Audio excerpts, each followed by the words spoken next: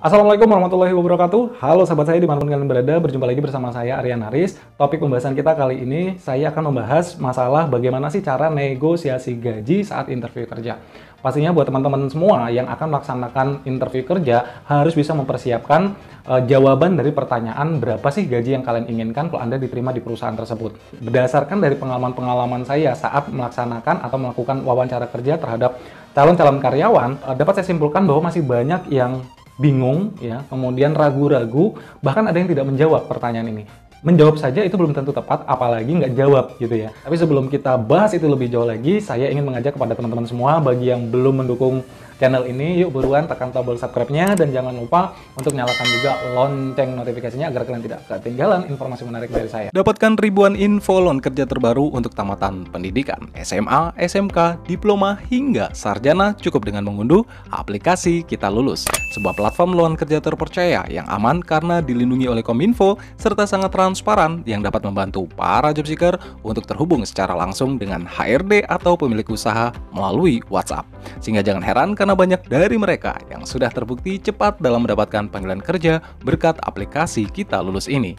Keaslian pekerjaan dijamin, no perusahaan bodong, no hoax, dan juga no tipu-tipu. Bersama aplikasi Kita Lulus, melamar kerja menjadi aman, dekat, dan juga cepat. Untuk link download aplikasi Kita Lulus telah kami cantumkan di kolom deskripsi video ini.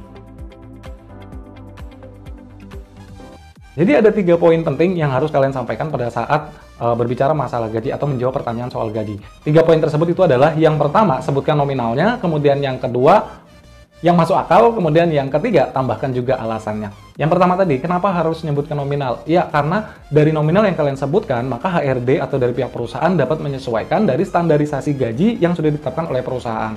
Ini juga akan membantu peran aktif dari seorang HRD untuk bisa menggali lagi lebih jauh mengenai potensi kalian, terus kemudian kenapa Anda layak untuk bisa mendapatkan gaji yang sudah kalian sebutkan tersebut. Kemudian yang kedua tadi, yang masuk akal. Maksud daripada yang masuk akal itu adalah kita juga harus bisa menyesuaikan dari kemampuan, keahlian, serta pengalaman-pengalaman yang sudah kita miliki. Jangan sampai kita sendiri itu nggak bisa atau kurang mampu menghargai kualitas yang kita miliki. Ya, contoh saja misalkan nih, fresh graduate, dia baru lulus sekolah atau baru lulus perguruan tinggi, belum punya pengalaman kerja, otomatis standarisasi gajinya kita nggak bisa yang terlalu tinggi-tinggi banget. Berbeda seperti mereka yang sudah punya pengalaman kerja, mereka sudah punya tolak ukur. Ya, berapa sih gaji yang layak yang bisa diberikan atau yang bisa mereka terima. Kemudian, yang ketiga tadi, berikan alasannya. Alasan inilah yang nantinya akan membantu kalian juga untuk bisa melakukan negosiasi. Nah, biar nggak bingung, seperti apa contohnya? Ini dia contohnya. Apa gaji yang Anda inginkan kalau diterima di perusahaan ini? Untuk saat ini, kisaran 2,5 juta sampai dengan 3 juta cukup, Pak. Ya, alasannya karena saya belum menikah dan memang itu sesuai dengan kebutuhan saya setiap bulannya. Saya sengaja menyarankan kalau bisa teman-teman itu menggunakan kalimat untuk saat ini. Karena dengan harapan sebenarnya kalimat untuk saat ini itu memiliki arti yang sangat bagus banget ya. Positif banget. Artinya adalah untuk saat ini kebutuhan kita 3 juta. Nggak menutup kemungkinan 2-3 tahun lagi ya gaji itu bisa kurang gitu. Karena yang namanya manusia kan kebutuhannya bisa saja terus menambah. Kalau dia sudah menikah, kalau dia sudah punya anak gitu ya kalimatnya untuk saat ini.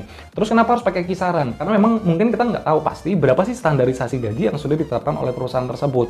Nah, kalau seandainya dari nominal yang kita sebutkan tadi masuk logika, ya masuk logikanya mereka atau bisa disesuaikan oleh mereka, ya mungkin saja kita bisa dipanggil untuk masuk ke tahapan-tahapan berikutnya.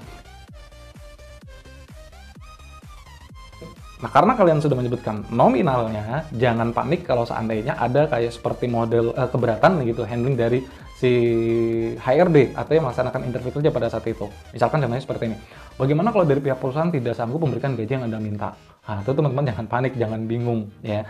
Yang benar itu adalah berarti kita akan melaksanakan negosiasi gaji. Boleh nggak sih kita nanya berapa sih standarisasi gaji di perusahaan tersebut? Boleh aja ya teman-teman ya, tapi dengan kalimat yang mungkin yang sopan. Seperti ini contohnya. Mohon maaf Pak, sebelumnya apakah saya boleh tahu berapa standarisasi gaji di perusahaan ini untuk posisi yang saya inginkan? Jadi kalau sudah perusahaannya atau dari HRD menyebutkan kisaran gaji, kalian boleh tanya lagi apakah itu sudah gaji bersih. Kalau ternyata itu gaji bersih dan masih kurang, keputusan kembali lagi dari Anda. Tapi ternyata itu bukan gaji bersih karena masih ada pembayaran lembur, kemudian masih ada bonus kerja, dan yang nominal yang disebutkan oleh HRD tadi itu adalah gaji pokok saja gitu. Artinya gaji tersebut masih terus bisa berkembang tergantung daripada prestasi pencapaian kinerja teman-teman di perusahaan tersebut. Nah ini tentunya merupakan peluang yang sangat bagus ya buat teman-teman semua untuk bisa berprestasi dan berkarya dan menghasilkan gaji yang besar di perusahaan tersebut. Bagaimana kalau ternyata di surat kontrak kerja itu nggak sesuai dengan gaji nominal yang sudah kita bicarakan sebelumnya?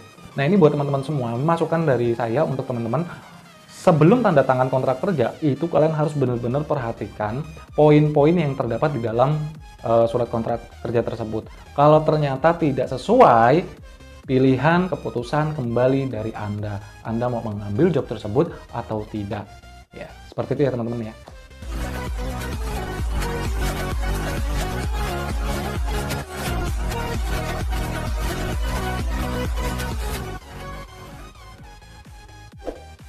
Demikian informasi kali ini, mudah-mudahan apa yang sudah saya sampaikan bisa memberikan tambahan wawasan buat kita semua. Akhir kata, saya Renari, saya akhiri. Wassalamualaikum warahmatullahi wabarakatuh.